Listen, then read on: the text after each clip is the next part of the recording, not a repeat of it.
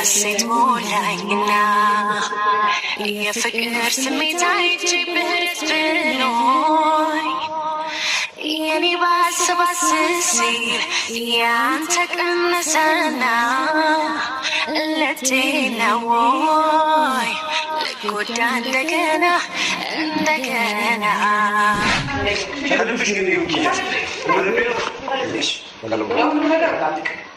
ደግሞ በዚህ ተረከምደሆነ በወንድሜ ጊዜሽ ሊቀጥል ስሜት ደግሞ እንደዚህ አይነት ስሜት የለም።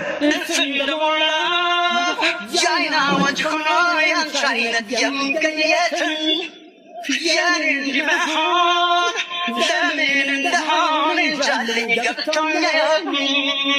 ላይነት ሲነበር